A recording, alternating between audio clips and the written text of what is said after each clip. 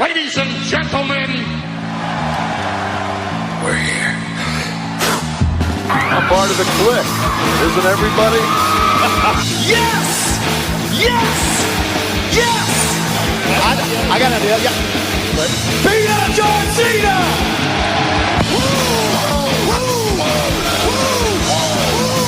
Give me a hell yeah! Oh, a little bit of the bubbly. Too sweet! Here goes the mother! This is where the power lies! I am the man. We need if we can survive! It's showtime, folks! The following episode is scheduled for one fall, and it is for your listening pleasure.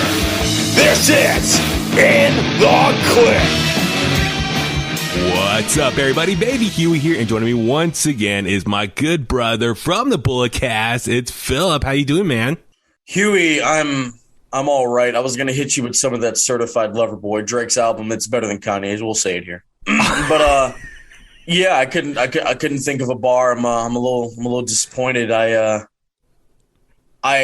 was so close to finally recapturing the Bulletcast Championship after such a long time, and I got a busy weekend coming up, man. I'm gonna be at 3 wrestling shows, a convention. I was gonna be a true traveling champion again, and it all came crashing down because of a coin flip that I wasn't even the deciding factor in.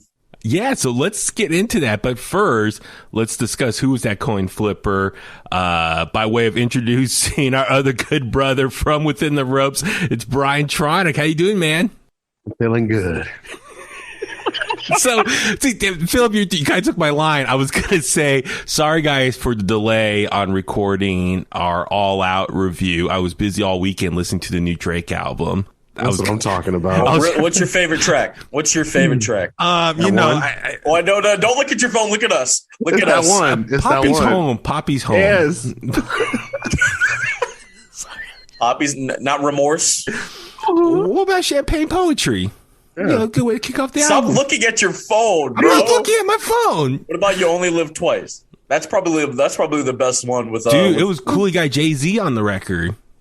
I mean, Jay-Z was on the last record. Well, I guess that's not a big deal. And Lil Durk and Giavone. He would have had the baby, but the baby's canceled. Saucy. I'm saucing on you. I'm gonna need Baby Huey to give me some Drake lyrics right now. Baby. Whoa. Is that him, right? No.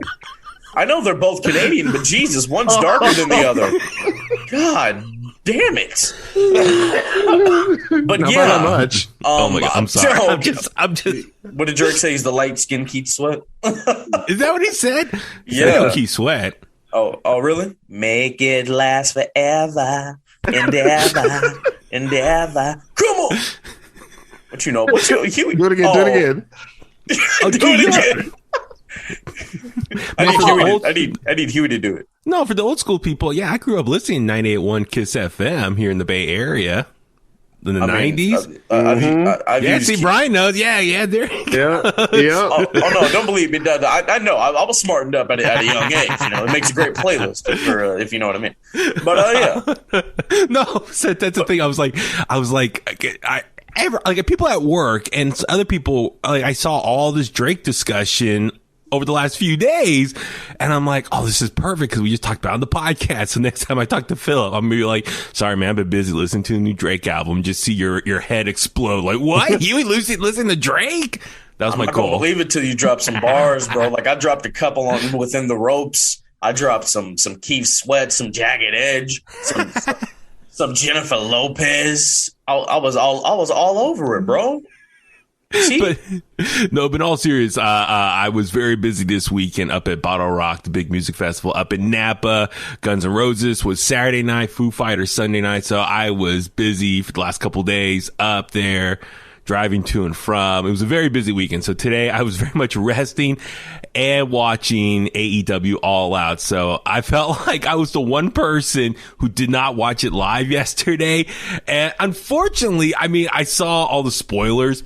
Literally, I was watching the Foo Fighters and people are texting me, "Oh my God, Adam Cole's here. Oh my God, Bryan Danielson's here." I gotta get used to that now. I can't say Daniel Bryan. So it was like I'm watching the Foo Fighters rock out and people are texting me and I'm like, oh, there you go. Spoiler alert. Everything. I know everything now. I would like to point out that neither Brian or myself texted you because, you know, we know we're smartened up to the business. Mm-hmm. I will. No, thank you for that. And I appreciate it. And then in all seriousness, for anyone who's listening to this and did spoil it for me, don't feel bad. Like I had to be on Twitter because, at the radio station, we were doing a lot of social media all weekend long. So I had to go on there, post stuff or retweet stuff. So I was seeing the results because, you know, I jump on my Twitter timeline.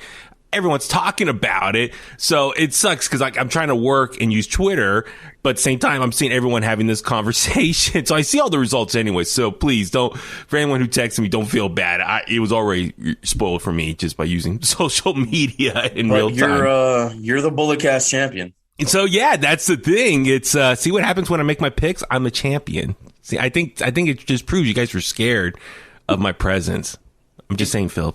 You know what? Well, that first coin flip I should have just left it at that. I would have won. So what happened? So yeah, explain this coin flip because you texted me. Literally, I was in Napa and I see your text, like, you know, call it, and I was like, what? Like I'm sitting there in the middle of this open field with thousands of people around me. It's like, what's going on? You didn't want to call the finish? No. I figured something was going on. So what happened? You and I tied with our predictions. Yes, and you know what? I told Brian's son Charlie to do a real flip. And then, you know, I should have just let him do his little fugazi flip. I would be Bulletcast champion right now. He did a little flip, like literally, like just like rotated the coin on the bed. I said, "That you want him to leave it like that, or you want him to give it an actual flip?" He said, "Give it an actual flip." What was the first one at heads? No, yeah. Because I picked tails, because, you know, tails never fails. Yes. That's always, you know, since I'm a little kid, that's my mindset. I should be the world champion right now, but I'm not. I mean, me and Kenny Omega, we're one the same now. We're world champions, baby. You're both terrible wrestlers. And we're champions. We're the top of our promotion. Oh, my God. I would have more respect for you if you said somebody. Roman Reigns? Well, I mean, I love you, Huey, but you're no tribal chief. Let's be real here. Bobby Lashley. I like Bobby Lashley. Bobby Lashley's awesome. I'll say Bobby Lashley. Yeah, okay, yeah, I'll take Bobby Lashley. Maybe a Christian Cage. He's still a champion. I know, exactly. Is he a Hall of Famer? I've seen this discussion online. No, he's not. Is he a WWE Hall of Famer, Christian? He is not. Really? The fact that he will be anyway says a whole lot about the WWE Hall of Fame.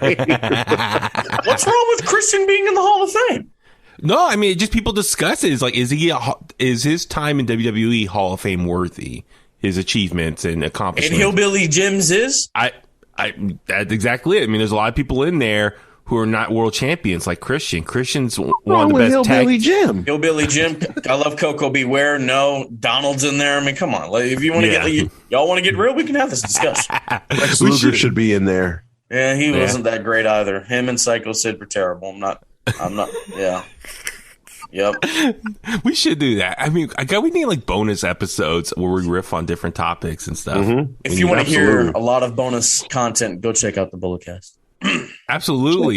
You know, the thing that's funny, I was thinking about this, like I haven't told you guys this, but I was like, between collectively the three of us, like we all do these various podcasts. So I feel like we're all saying the same things over and over in all these different podcasts. But that's the great thing about podcasting is, you know, you hit different people and target audience. And so I love this because I always think of new things to say and new ways to say it. And I feel like, man, I just did my podcast. I can't just turn it on and do another one. Okay, good. No, because Brian, this would be your third time talking about All Out now in the last 24 hours. Yep. So I'm like, are you okay? Like, I hope you have something, you know, I mean, But that's the thing. I encourage everyone listening to this, obviously subscribe to the Bulletcast, subscribe to Within the Ropes.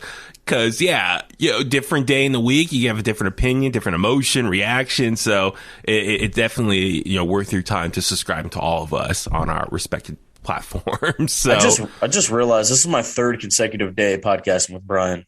Yeah, and that's the other thing too. Yeah. It's a new way of hanging out now.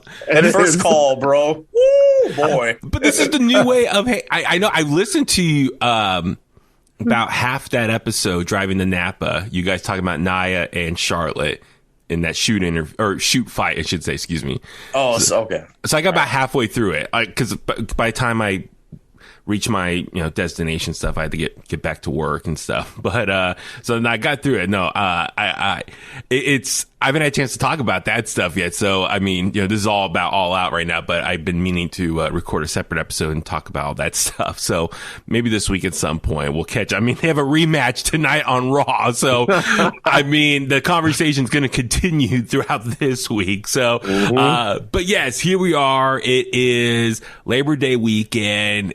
All Out weekend. I like that Labor Day weekend in the last few years now. It really has been coming one the same with AEW and All Out. I think it's really cool that they hold it on this weekend. So you get the holiday weekend and you get the big pay-per-view now, something to look forward to. Kind of, I really thought SummerSlam was the end of summer, normally, but now All Out is kind of like the way of wrapping up the summertime now.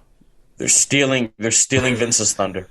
Two weeks later. But man, there's so much to talk about here. Obviously with the matches, the surprises, people who showed up, the reaction, the crowd. I mean, God, I don't know where to begin.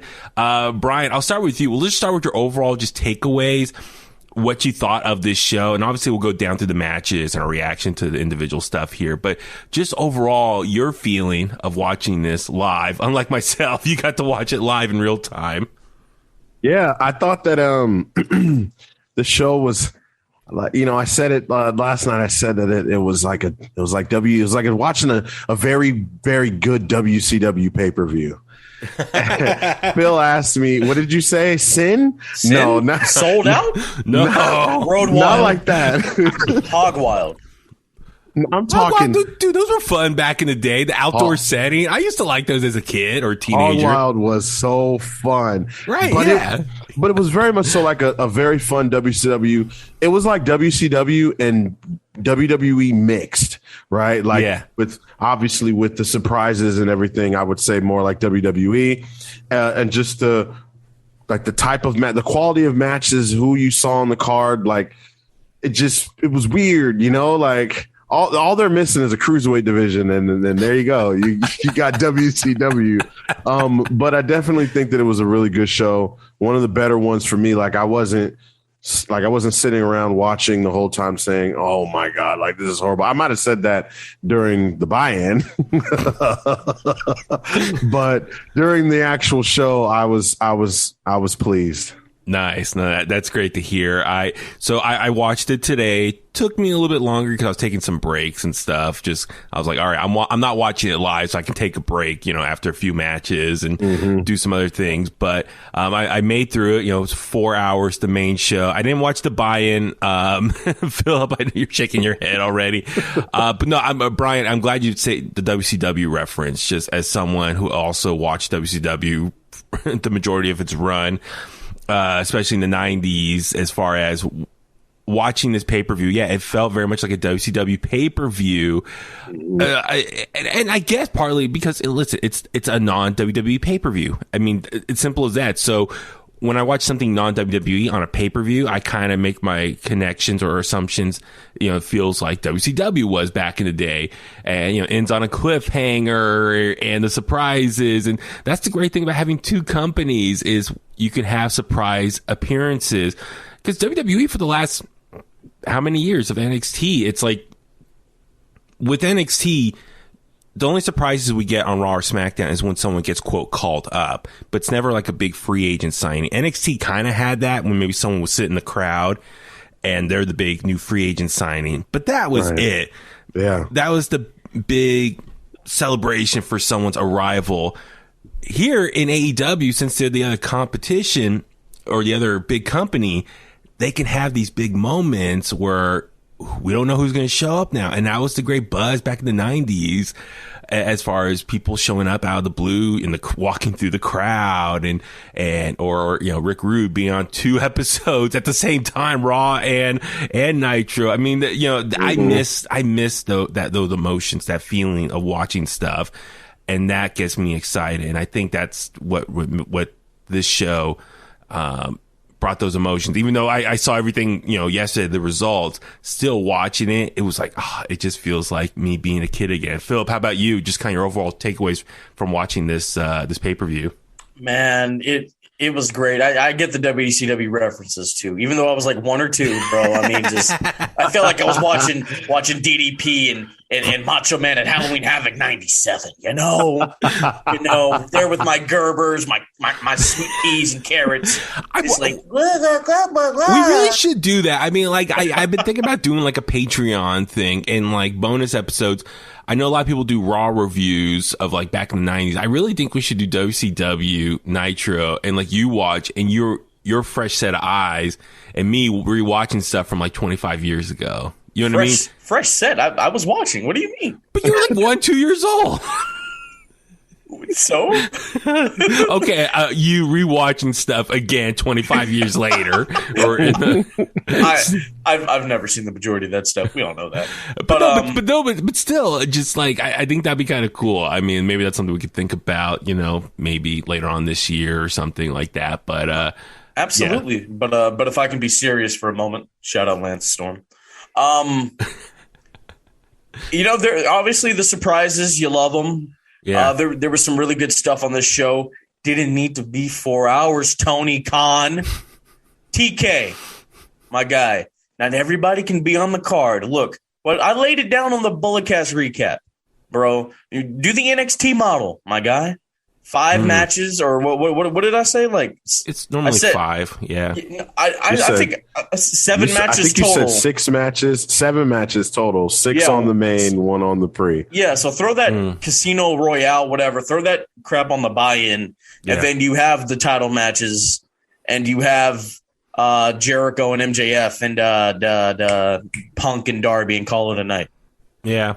I see what you're saying. I mean, obviously, I think for them, the mentality is like, okay, 4 hours, because people buying at home the $50, they want to give them their money's worth from a content standpoint. It's like, hey, you're paying $50. We want to make sure you're getting enough wrestling to last you all night. So, but for me, I want to ask you guys this. So, like, I was looking at the conversation on Twitter. Like I said, I was at the festival and I'm reading people's reactions.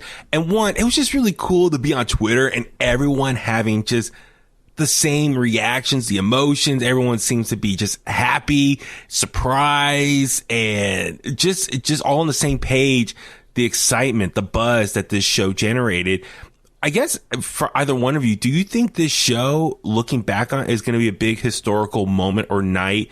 Because you look at, like, for example, King of the Ring 96. We look at that as a very important show because that's the night Austin won, said his famous catchphrase, boom, and we know the rest. WrestleMania 17, WrestleMania 19, WrestleMania 3, like these big shows, pay-per-views that have historical value that people constantly refer to for whatever reason why it's special to them. I mean, do you think that this show's going to be like that?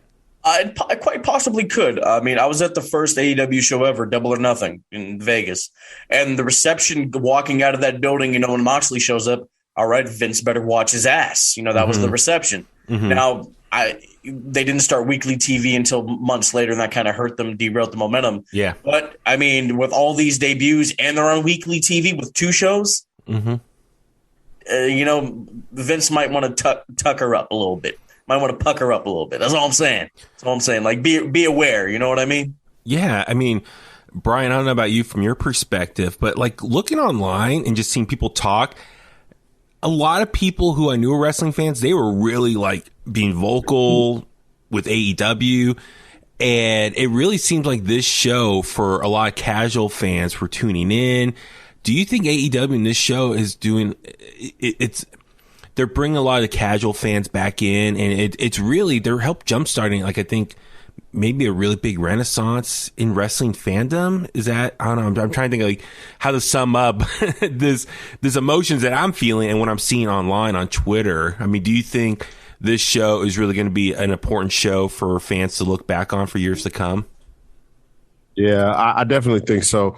From what I was seeing even last night, it was like everything, like I'll even go back further to Punk debuting, right? Mm-hmm.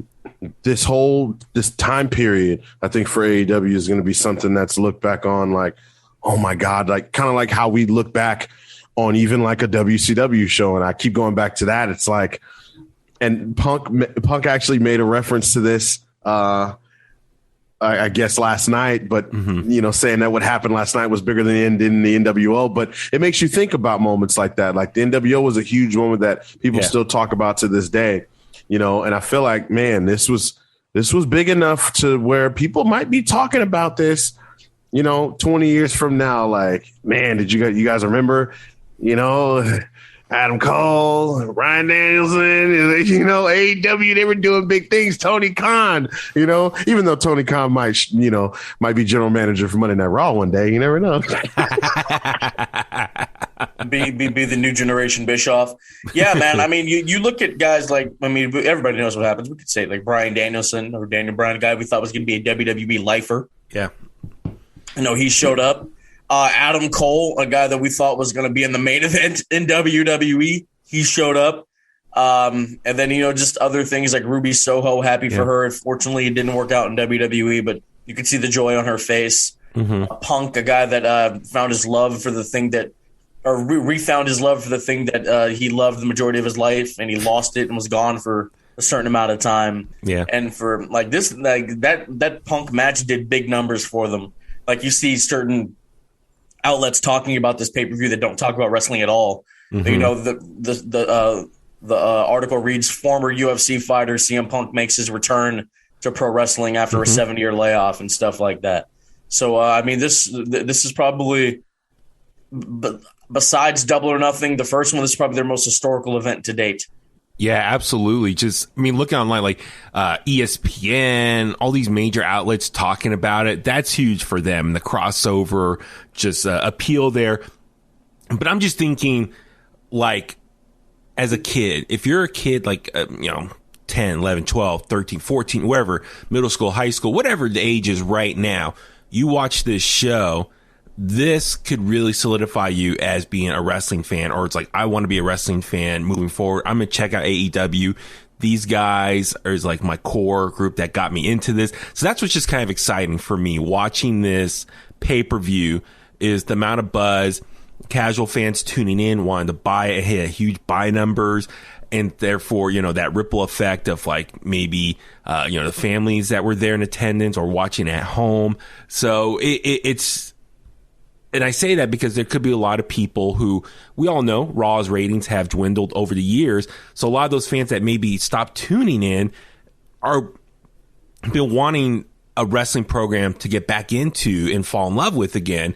And I know with AEW, there's a lot of people who watch this and see this, and there's a lot of aspects of wrestling from over the years that they really gravitate towards. So they're probably watching this and be like, this is the show for me, where WWE has changed and evolved in the years, and they have their certain style, which that's an ongoing topic and issue we can always refer to and break down what Vince's vision of what pro wrestling or sports entertainment is. But AEW, their style and the variety that they present and the creative people there and the personalities, there's like something for everyone in many ways, like a buffet. So I think that like this show really demonstrated just their strengths as a company, and therefore a lot of the casual fans watching this be like, I think this is the company for me. I can tune in and watch this. They got the mixture of the indie darlings, the big bruisers. They got, New Japan influence, people from Impact crossing over, high flyers, luchadors. There's so much to choose from. And that's what's exciting to me, is like watching this show. It really is. I know like a lot of people were like, when AEW first starts, Wednesday Night Wars, blah, blah, blah. Well, keep in mind, when WCW started, they existed for many years before the quote Monday Night War started. So I think really last night is jump starting the war between companies. You know what I mean? Brian, is that like safe to say, like, because, you know, WCW existed for what was the late 80s, but, you know, things didn't really get going until what, 95, 96, where these shows were existing, Nitro and Raw. I mean, we know Raw was started, what, 92, but what I'm getting at is business is about to pick up now, really. Yeah. You know what I mean? Yeah. Random thought. Yeah, we know TK loves the history of the business. You think he would run at the Mall of America? I mean, he likes nostalgia. I would not put it past him. Yeah, I mean, I would not be surprised. He tried to recreate the Attitude Era. He tried to get Gangrel. I mean, Jesus Christ. But that's what I'm saying. It's like last night. I hope last night was a wake-up call. I'll be like, hey, WWE, you listen, people are buzzing, and the fans you might have lost over the years, they're now going over here. And they're able to capture those fans that you lost and what you've been trying to get back. I mean, hopefully, you know, you look at WWE, you know, WWF, remember what, 94, 95, arguably their worst years ever, the whole new generation stuff that kind of didn't necessarily work, even though some of those stars did turn into big things. Yeah. But you look at it now, WWF was like really, or they were doing things and it wasn't working. I want to hope history repeats itself. It's like, okay, things are not working for them. AEW is working. Hopefully that'll jumpstart their creative and things will change. It's not going to happen overnight, but, you know, over the next few months, year, whatever. I just hope things get better. I mean, you look, but you have to look at the time of the time back then. Mm-hmm. Ratings were everything. Not really as much now. Because DVR or whatever, like I forget how it works. Like it's like 24 hours or 2 days or something like that. Then YouTube, of course social media. We're in the streaming world, you know. So ratings really aren't that important anymore. Even though people like to make a big deal about them, like our buddy Chris Jericho. Oh yeah, baby. But yeah, I mean, it's just, it is an interesting time because I mean they've got Daniel Bryan, who was one of the biggest stars in WWE in a very long time. Like he really like went mainstream. Like people were doing the yes chant at baseball and football games. You know what I mean? And he was like, he won the world title, had all these great moments, and he jumped ship. Yeah. Adam Cole, the guy that we thought was going to be the future, the next Shawn Michaels, jumped ship.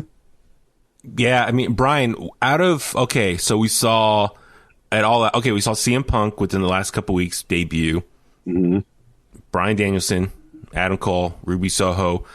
Even the last couple months, Aleister Black.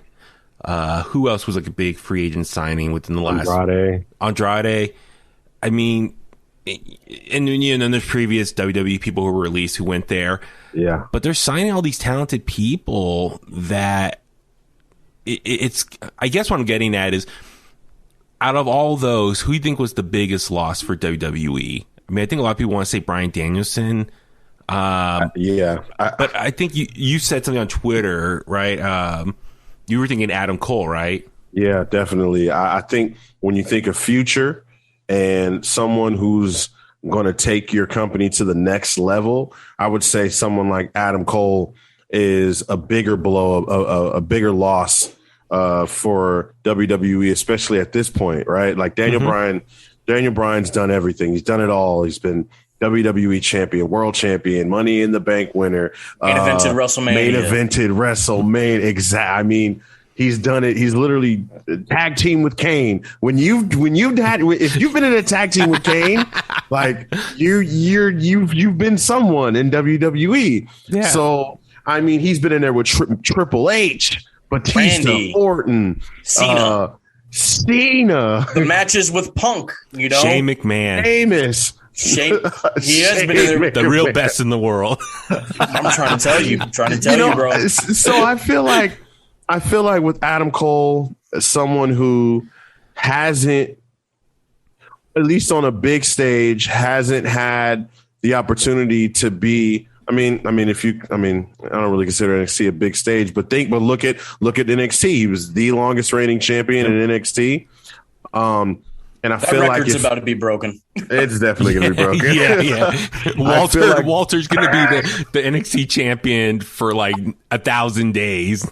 No, I think he's just going to be a day longer so they can say. Yeah. You think Vince and Bruce Pritchard, who are overseeing things now. They're going to tell Triple H, all right, give someone else the champion. He's going to break Adam Cole's record now. Yeah, but I think Adam probably is a bigger loss. Because I mean, like Daniel, he's 40. He just turned 40. He's retired once already. You know, there's not that many bumps left on that bump card, even though he's been cleared and has had this renaissance. Adam Cole is 32 years old. Yeah. And I mean, and there's this new thing where guys start really hitting their prime, like in the early to mid 40s. Like you look at a Jericho or an AJ Styles, a Cena, and stuff like that. They hit that latter prime, you know? And so Adam Cole realistically has, 15 years, if I'm being serious, left in ring. And I thought a lot of that was going to be in WWE having awesome moments, but it's not. Yeah, no, you're right. I think like the next 10 years could be his best work ever. And then, even after that, in his mid to late 40s, he can still put on amazing matches. So, you're right. 15 years, which is a long time. I mean, so you think about like 4 years only in WWE or NXT, and he still has so many years left ahead of him. That's why I'm really surprised WWE let him go or did not do more to let him or to offer him more to stay. I mean, it's amazing between Daniel Bryan, what his demands were of want to work in New Japan. Adam Cole, I think, really likes the Twitch stuff. I mean, I know there's a lot more to it as far as, I'm sure Adam Cole's probably worried about the booking on the main roster. Have you heard what the plans were going to be? No, what's that? Apparently he was going to be a heel manager on SmackDown. Who? Adam Cole. That was the plan. Where? Is that legit? That apparently that's what a lot of credible sources are reporting. No way. A manager. Yeah, that's how they were going to break him in, apparently. Like Piper was for Ric Flair back in like the 80s? I mean, because Piper was a manager for a minute, I think, with Ric Flair, and then that started their feud. I guess they were going to I guess they were going to like really play up on the mic skills because he's very talented on the stick. But wow. Okay, I'll have to look up more into that. But I'm sure Adam Cole, maybe over time, will probably do some more shoot type interviews and open up. I mean, hell, I hope Adam Cole records a new Talk Is Jericho with him or something. I hope they're all about to be on Talk Is Jericho. Oh my God, you think about Bryan Danielson on Talk Is Jericho, Adam Cole, Ruby Soho. I hope that all happens. Like they spread them out over the next couple. Been on there yet? I don't think so. Punk has only done oral sessions. That's it. That is true. And that was like 10 months ago, right? I mean, that was I think. Or no, did he just do a new one? I thought he just did a new one. I think Renee just re-uploaded that. Yeah, she re-uploaded it. Gotcha. That was like in like January. Okay. So no, I mean, but I guess listen, I know we're gonna break down the matches, but I think the more bigger topic from this pay-per-view is what it signifies, the symbolism behind it all. And I think I'm really glad we're having this discussion about it because like this show, I think will create a whole new fandom for AEW, for pro wrestling in general. With the Forbidden Door, people crossing over. So people will watch this and then we'll probably maybe watch hopefully Impact, Ring of Honor, MLW, New Japan. I mean, it's really exciting for fans. And I know I'm sounding like a broken record here when I keep saying it's exciting, the buzz, but it's true. Like the fact, like I said, on Twitter, just seeing everyone being so happy and talk about this. Oh my God. Do you guys think this is, here we are, 9 months or almost full 9 months into the year. Do you think this is the best show of the year so far? That's hard. It's tough. tough. I don't know, man, because the length and it really hit me. Like SummerSlam didn't feel that long to me. Oh, really? Okay. Yeah. I think that these are the best surprises of the year. Yeah. Yeah. Absolutely. So, and it's crazy because we knew they were coming. Really, and we didn't know Adam was coming for sure. We didn't know, not for sure, but I kind of wonder because remember the rumor was they were going to have a big surprise at Arthur Ashe show in New York in a couple weeks. But now with the COVID concerns and stuff, I think that's what pushed up all these surprises in a big crowd. Mm-hmm. They want to take advantage of I'm pissed. Like Chicago's getting all the good stuff. You know what I mean? It's like, come on, come out to the West Coast, give us some good stuff. Yes, please. I mean, I'm just like, listen, I know WWE is coming back finally to the Bay Area in October, which I'm looking forward to, but yeah, we need some, actually we should do that. Maybe we should do like a meetup or something with the Kliqsters. I'm just thinking out loud now. That totally just came to me. Yeah, no, because like I know Rosenberg, because his podcast is Cheap Heat, they do like a heat and greet. So you know, like we meet the fans, sign some autographs. You know, I'll get the 8x10s ready. Maybe we could do that. Okay. I mean, unfortunately, I cannot go Friday, October 8th at SAP Center in San Jose. But the Monday show, October 11th at Chase Center in San Francisco. Get your tickets through Ticketmaster, by the way, for that one. You're welcome, WWE, for the plug. but I mean, like, I'm happy they're coming back here. But yeah, no, I would love, that's the thing. Chicago's getting all this stuff because they got the big hot crowd, the big pay-per-view. And so I think they were like, okay, they're worried about COVID might reduce their, the fan attendance at some of these future shows. So like, okay, let's give all the good stuff now. So. You know what I'm surprised about? Like, we haven't really heard anything about like COVID cases at these shows. I'm actually surprised about that. I'm sure someone, hopefully maybe in the coming weeks, will do like a report, like some stats. Like the Chicago area had an influx of cases, or I don't know. We'll see. But that's the thing, because keep in mind, remember TNT was upset that AEW didn't promote Sting was coming, and then that's why then they started promoting like Mark Henry, Big Show showing up, because they're like, please promote this stuff, that way we get the ratings bump. But then again, you lose that element of surprise. So I think the compromise, okay, well, AEW's like leaking this stuff on purpose to all the dirt sheets. And, Fightful Select and all that stuff. And they're promoting all this.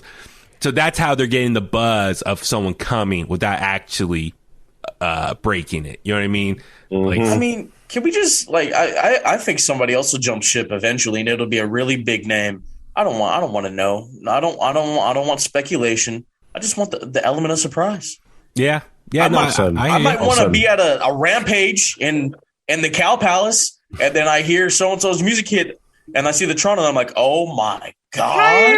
Voices in my head.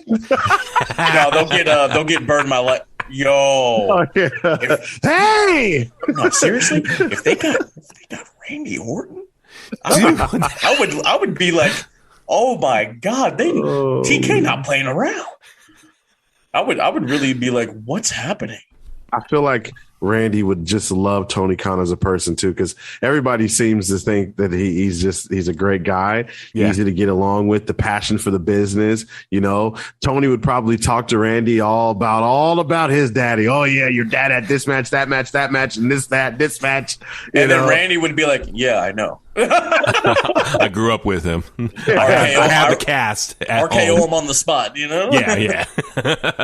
So no, I just think like it's cool that we're going through like these historical moments in wrestling. We're living through them. And so for me, just as a fan, I just like to have this discussion and think like, hopefully a year from now, 5-10 years from now, people are going to talk about this event like they do about like, Bash at the Beach 96 when the NWO formed and Hogan turned. You know what I'm saying? Like, I think that's what's just cool. It's like, for me, it's like, it's really cool to kind of live in the moment, appreciate these shows, because it's a once in a lifetime opportunity, and it's cool then to have to talk about that for years to come. You know what I mean? So that's ultimately why I was just super happy to watch this show and see just the reaction from people and see what comes from it. So, all right, let's power through the matches itself. So, the buy-in, I didn't watch it, but it was the Hardy Family Office, taking on Best Friends and Jurassic Express.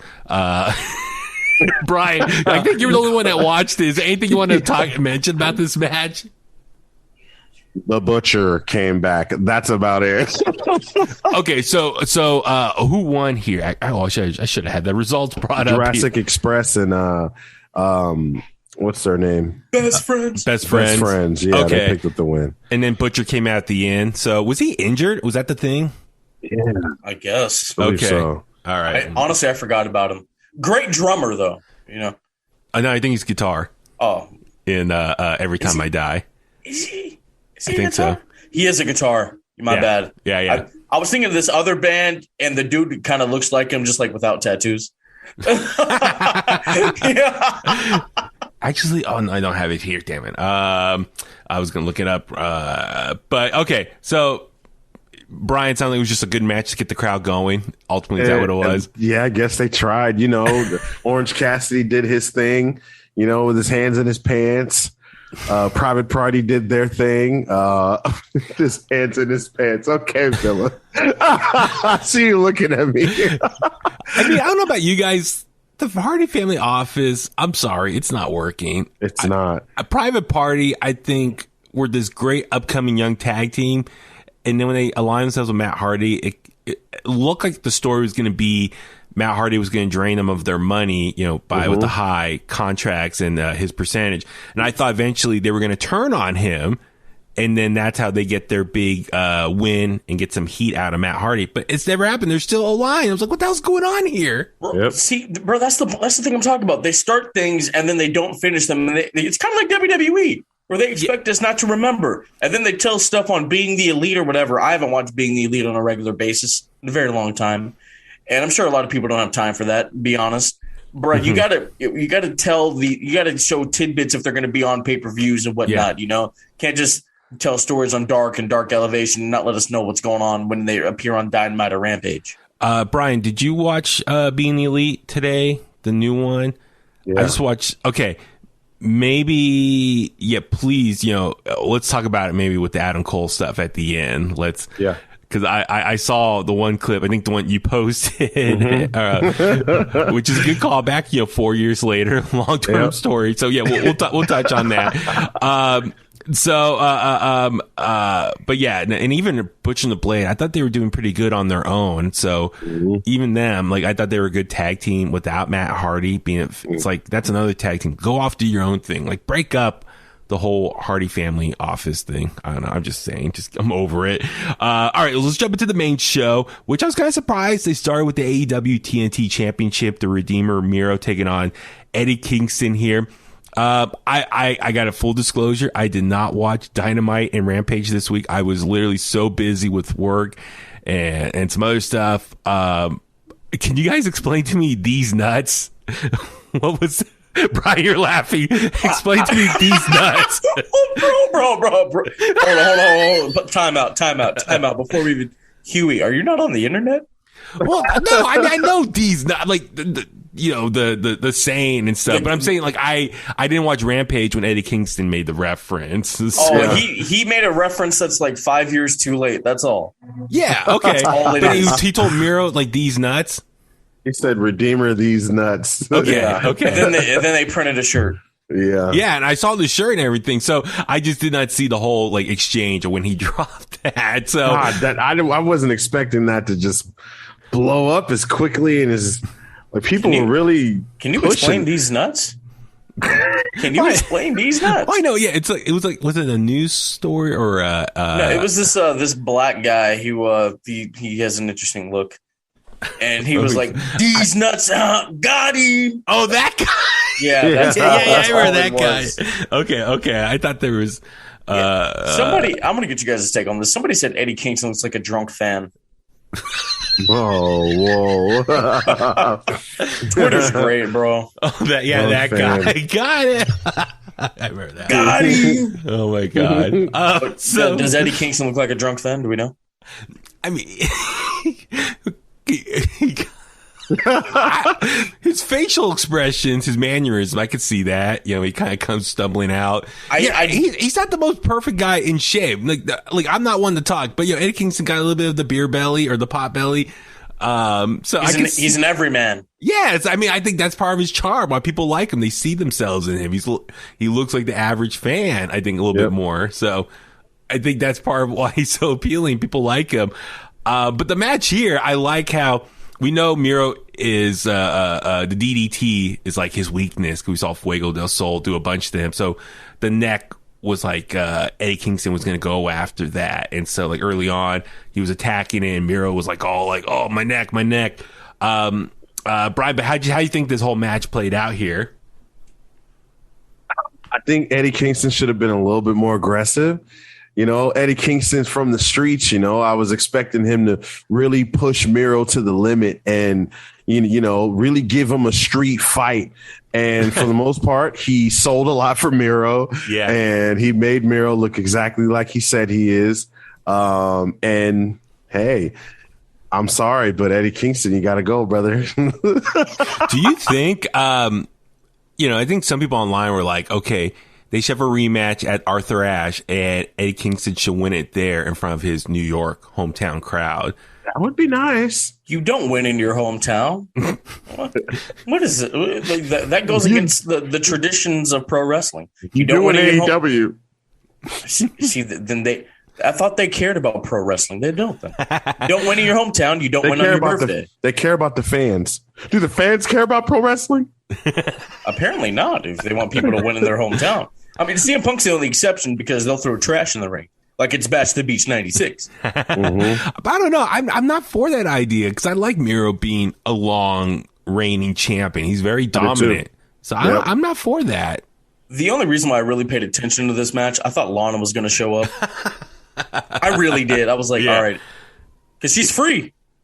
She is. But she's got like a reality. Yeah, she got a reality show she's going to be on now or something. Really? She's going to start filming something. I don't know. Oh my God. That's so nice. She's an influencer now. Follow her on Instagram for all her updates. But Lana's probably never going to take a bump ever again. Yeah. I mean, I was kind of thinking about that. It's like, I wonder if she'll ever would wrestle or just at best manager, like long term. She's probably like, I could try to do acting or something like that. So, but the match I thought was pretty good. It was hard hitting. They were going at it, blow for blow. Even, was it Miro caught Eddie Kingston outside and still slammed him when he came running from the apron? I thought that was a cool spot. Miro attempted, his camel clutch on Eddie Kingston. Eddie Kingston managed to grab the rope and break up. I thought that was cool. Like, we're like, oh, he kicked out of his, his submission hold. Yeah. But then, the ref, was this a dirty ref or just an idiot ref? I couldn't tell. Which ref was it? The bald guy. Oh, Bryce Hemsberg. Yeah. So he, Eddie Kingston accidentally pulls the, what do you call it? The turnbuckle. The turnbuckle, yeah. The cushion. Pad. I thought that was on accident. I thought that was a part of the finish. Yeah, well, and then the ref was trying to put the turnbuckle, and then Eddie Kingston hit his, spinning fist, and he went for the pin, but the ref wasn't there to count right away. And then when he finally got over there, Miro counted out, and everyone was pissed. Like, oh, he would have won. And then another point, Eddie Kingston was going to push Miro into, the corner, and then the ref jumped in. Why did the ref jump in to block that? Is like, I don't know. I thought he kind of just let him do it or, call a DQ or something. But I was kind of surprised he jumped in there. Got to play it by the book. Yeah. And then, they're all three of them were squished in the corner. And then Miro did the low blow. So he hit Eddie Kingston in these nuts. and then Miro hit the kick and got the pin over Eddie Kingston. So I thought it was a good opener. I thought it was cool. I thought it was a good way to get the crowd going, and I thought it was a good way to get some heat on Miro. It's like, this lovable baby face is, got the loss here. So I don't know. We'll see what happens if they get a rematch or something like that. So Phillip, you're gonna say something? Yeah, this probably could have been on Dynamite, to be honest with you. I'm just thinking of ways to make the show shorter, man. Okay, you want to tell Tony Khan how to cut things down. So next up was Moxley taking on Kojima from New Japan Pro Wrestling. Shout out to Kojima, still, wrestling pretty damn good in his 50s now, I believe, right? And Kojima, like, has he been in America this whole time? Because he's been doing stuff on Impact. And I know Impact films everything at once, but I wonder, has he been staying in America this whole time? I would love to know, like, what their travel schedule's like. But Brian, what'd you think of this match here between Moxley and a New Japan legend? This definitely felt like a WCW match to me. Felt like an interpromotion. WCW versus New Japan Pro Wrestling.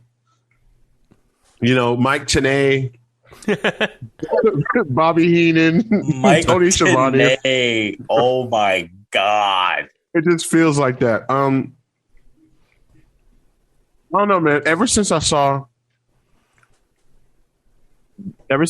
like it was like the promo for Roads to the Top, and John Moxley had told Cody that he was hungover, now his whole wrestling style to me now is like, yo, like, is he hungover? Is he drunk? Like, what's going on, bro? Like, what is going on with Jon Moxley?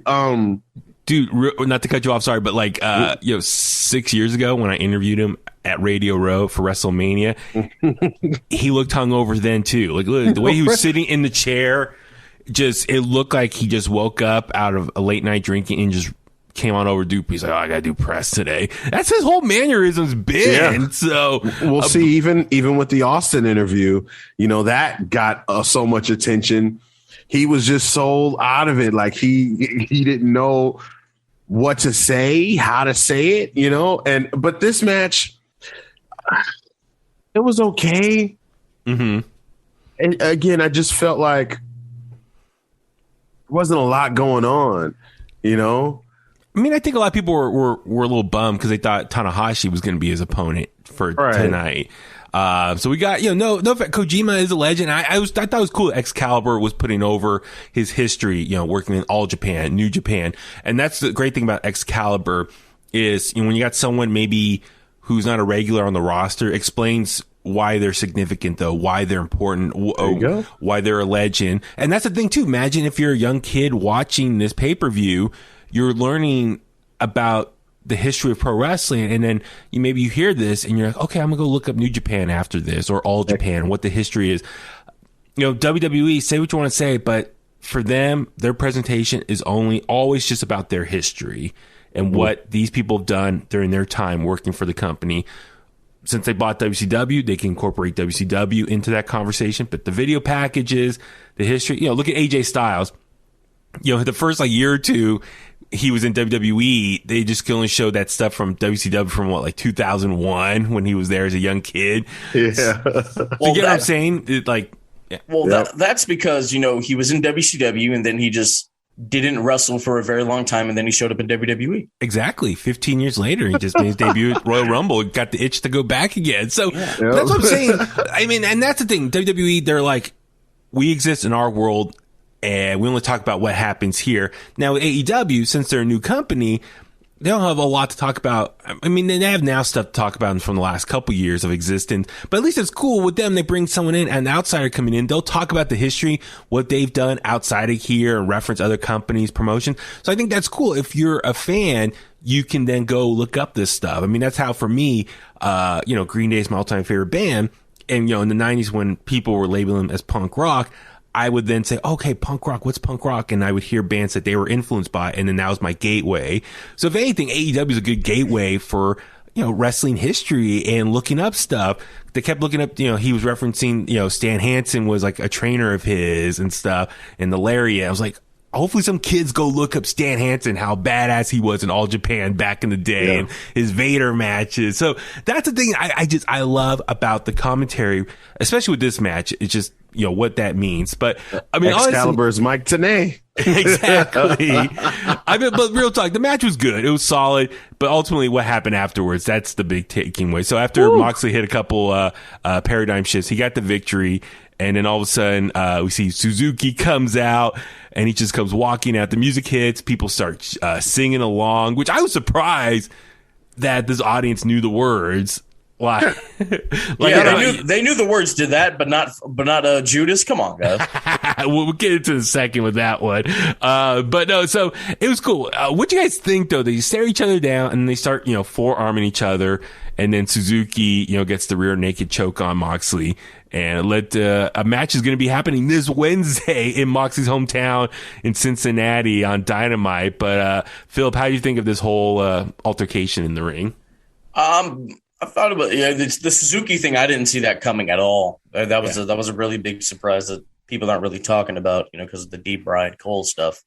I thought it was interesting. The forearm exchanges, that's usually a sign of respect in Japan. And slapping each other. So I thought that was cool. But I mean, Minoru Suzuki and Jon Moxley they go about to tear it down in the Nasty Natty. Yeah. I like it. I'm looking forward to it. So it's going to be good. And catch Suzuki at West Coast Pro Wrestling October 8th. It's the same day as SmackDown, I know. bro. I saw that. I was like, oh my God. Like, I'm gonna go see the Tribal Chief. I know. It's like, listen, we all love West Coast Pro Wrestling, and I know they booked their show first. I will give them that. But, so Suzuki is going to be at their 3rd anniversary show Friday, October 8th. Get your tickets, Eventbrite. But yeah, they got SmackDown the same night in San Jose and Aftershock in Sacramento. So it's a busy weekend of pro wrestling here in the Bay Area. Next up, we saw, let me see. Oh, yeah, we saw the women's title match, Britt Baker taking on Chris Statlander. I don't know about you guys. I thought Chris Statlander really carried this match. I mean, just their strength. You know what I mean? Britt Baker is so over, though. She's a heel, but she gets a louder pop in the baby phase. I mean, right. That's what happens when you're the baddest bitch on the block. Yeah, that's the thing. Is she not? She's not the baddest bitch on the block. Maybe that block. That block in Pittsburgh. That block. But if we talking about who? The Queen. He did the gimmick. I love it. I can agree that Statlander carried it with her strength, but I mean, Britt, she was showing out a little bit. I mean, there's a couple spots that was not completely smooth. Like that one part where she tried to take Statlander and like fall back into that middle turnbuckle, but it was kind of like a weird falling over. She recovered though. She turned it into an STO. I was like, okay, cool. Yeah.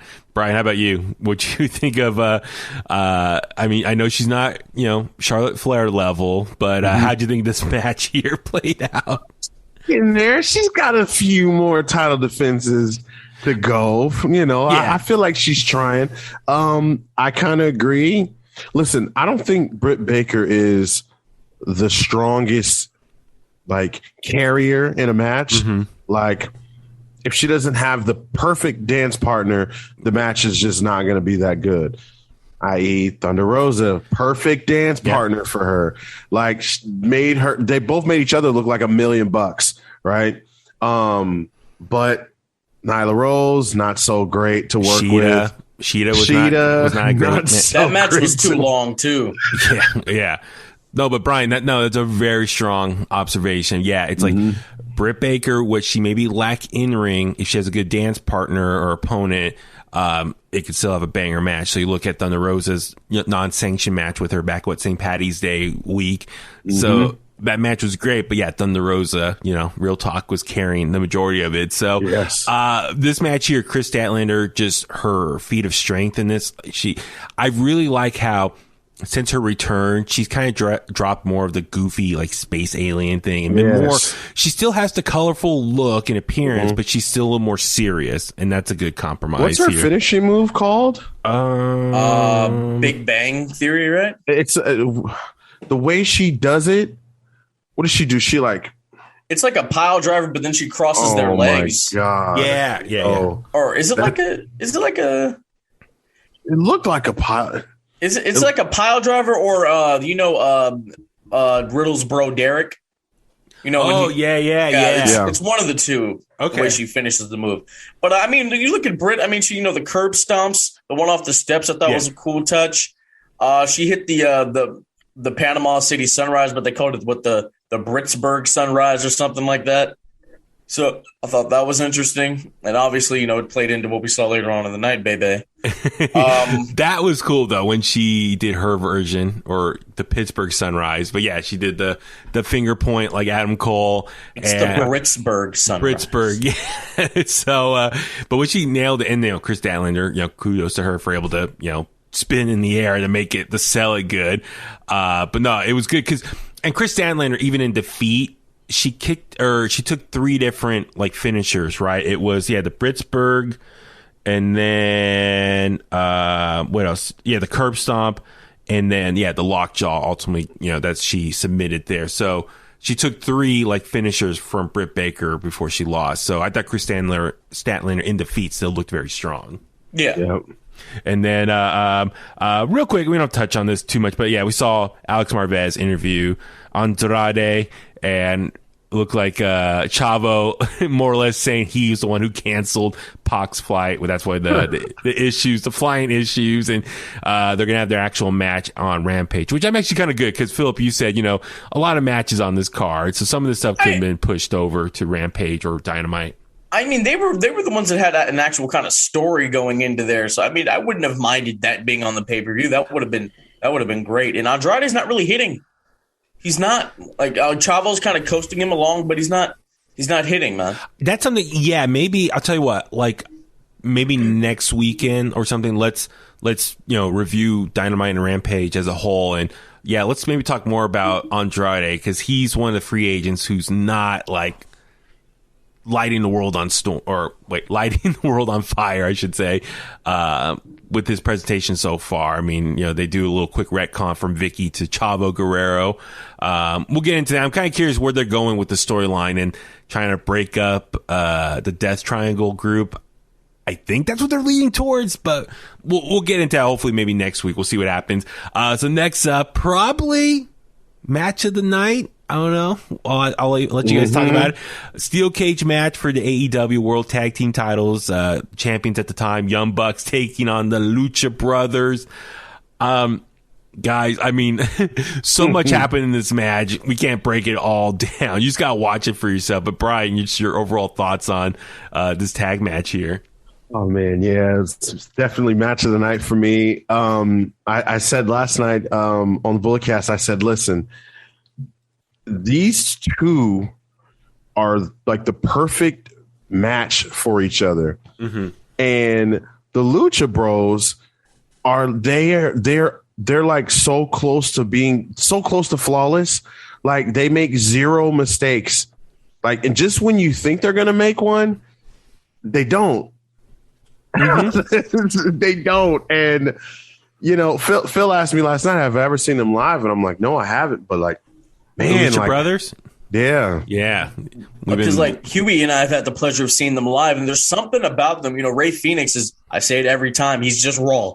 He is just raw. And Pentagon, like he did a lot of singles matches out here, like he did the one with Cody. Yeah. And dude had that aura. Like I said, he crip walked to the ring with the zero miedo, bro. You know what I'm saying? And I feel like he's gonna get that aura back now that they won the tag titles, bro. And the entrance, I was rapping in Spanish. So was that Mikey Ruckus, the guy who does like AEW's music? Was that him? And then another rapper came out as well. Yep. Hey, shout out to Mikey Ruckus, bro. I mean, he might need to make a Bulletcast theme song. You feel me? So would you say he's the Jimmy Johnson of this era? Oh, I mean, we gotta wait. We gotta wait. But if he made the D-Bry theme, he might be. No, it was someone else. Daniel Bryan. Elliot Taylor. Yeah. Who is that? I mean, Bryan Danielson and Nikki Bella and them are all posting on Instagram about him. I think he might be a friend of the Bellas and Brian. So I was so bummed. I was going to see him this weekend. They were in Napa because they got the wine now, and they were at Bottle Rock, but it looks like they were hanging out in the VIP area the whole time.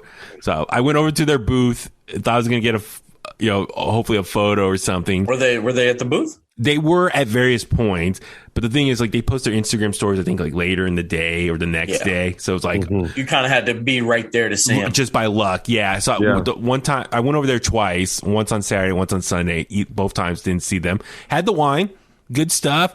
They served their wine with edible flower petals, which is kind of an interesting thing. I'm not a big wine drinker personally, but I'm willing to learn. You said edible. I was like, what? No, it's if you look at their Instagram, you can see the little orange, yellow flower petals that they put into the wine. No, bro, you said edible. I was like, oh, yeah, I know edible. Yeah. I was like, Huey. I was hallucinating, man. No, I'm kidding. But but no, I wanted to meet them, and I wanted to ask them, like, hey, shouldn't you guys be in Chicago right now? Just to see what their reaction would be, but I never got to see them. And obviously, I mean, they love Bottle Rock. So they live in Napa. I think they all live in Napa now. So does Bryan Danielson live in Napa? Like, we should try to go find him. We should find the American Dragon. That's what I'm saying. I know they were trying. I know that they were trying to move to Napa on the last season of Total Bellas. Yeah, they're not in San Diego anymore. I mean, they probably got homes in all these spots. Nah, they probably could rotate. The last place they were in was in Arizona, I believe. Yeah, because that's what they're from originally, right? Or they had moved back to Phoenix, I think. Yeah, and they're from Glendale, right? Glendale, yeah, I believe so. So I just would love to meet them. So I went over there, and my coworker and I, Chasta, we did our own yes chant while drinking their wine. We put it on Twitter. Hopefully they would react or something. I got to check if they've seen it or at all. But that's dope. I was explaining to my coworkers what the yes chant was. That was the funny part. I was like, okay, Brie Bella, one half of the Bella twins, her husband is Daniel Bryan. We're going to go back to his full name, Bryan Danielson. The yes chant. So we did that.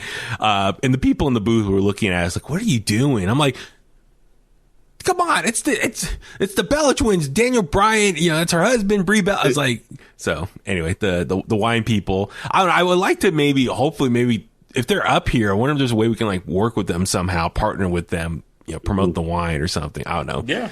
I'll see what I can do. I'm a wine connoisseur. I'm a small yeah. I'm a small yeah.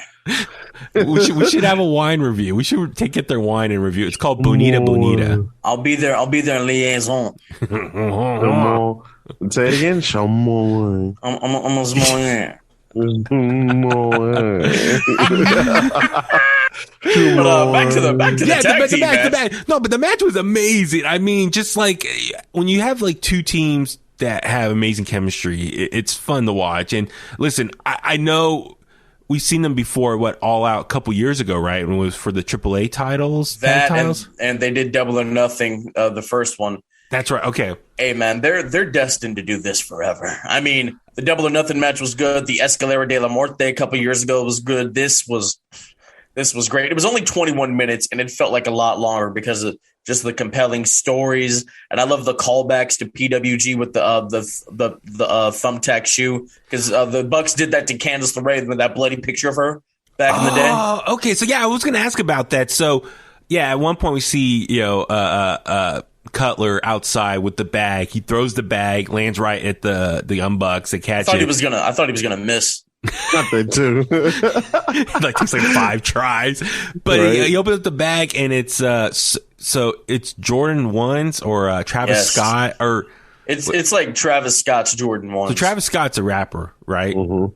Like, yes, he is. Baby Huey. Is he with one of the Kardashians? Huey, no, man. Huey, no. Man, he was the all those pop culture references Morrow was making were basically Travis Scott lyrics.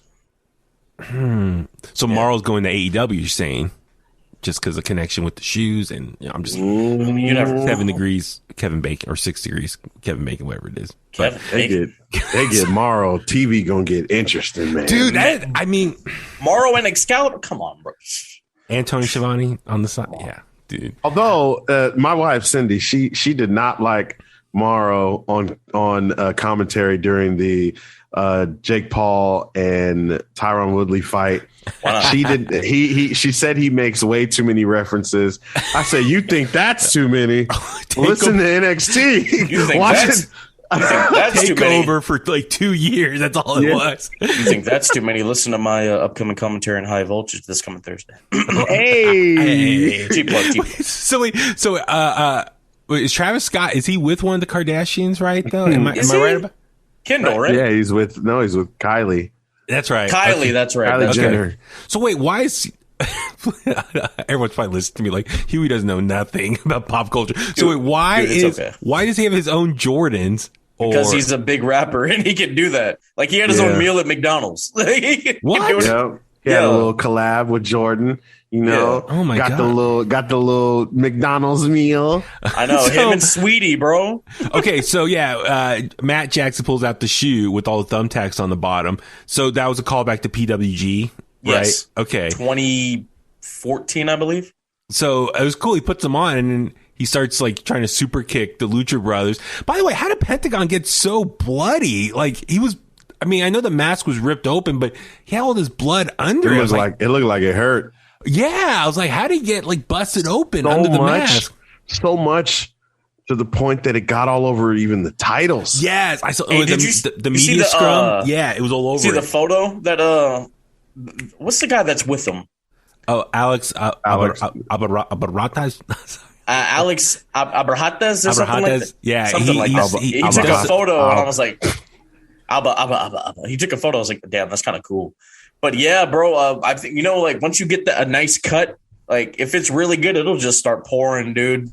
Man, but this match, as far as they're all were taking like turns super kicking each other in a circle, like that was pretty crazy. And now listen, I know in the past I've been critical like of Young Bucks matches or matches with the Lucha Brothers in the past where I feel like a lot of times they'll do a move and then like they'll wait.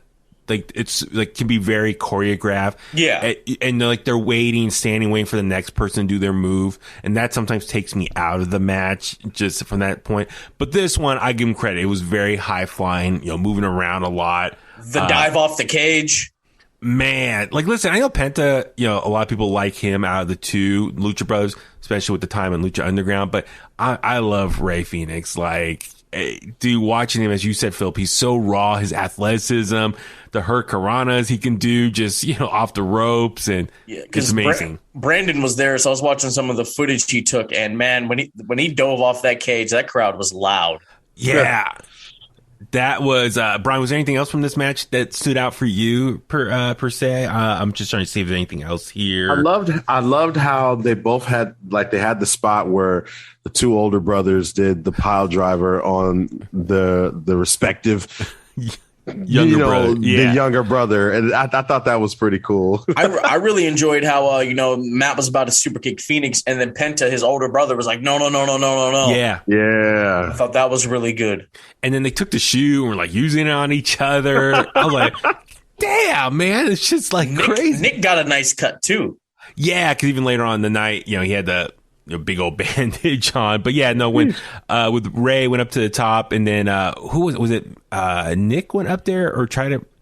By the way, what was up with Nick's like facial hair? He was trying to like dye it like Hulk Hogan style or whatever. Yeah, weird old. I thought it was shaved, and then I look, I'm like, oh no, that's dyed. He just bleached part of it. But when he launched, Ray Phoenix launched himself off the top of the cage for that crossbody. And then they Lucha Brothers spiked Nick Jackson and got the pin. And so, new tag team champions. When we were doing our predictions, I thought, okay, there's got to be one title change on this card. And so that was the one I thought was most likely to change. Everyone else, I think, is like, no, they got to stay being champions. So that was my thinking for it. But super happy for the Lucha Brothers because they've been with the company from day one. And it was like, when are they going to be champions? Like, they put on these banger matches and like, when's their reward for it? So finally, they're champions, and it was cool. Penta was like waving through the crowd, and his three daughters came up and hugged him afterwards. So that was cool. You could tell it meant something to him. Yeah, absolutely. And as far as listen, I know they've been very successful. AAA, Impact Wrestling, but to be finally champions on the biggest stage of their careers so far, I mean, that's really cool. And so. I'm looking forward to seeing what they could do next, next opponent. And the Young Bucks, they don't need to be champions. They could be, top stars without the titles, and they can do fun things with the Elite. And it looks like we'll see some stuff moving forward with them.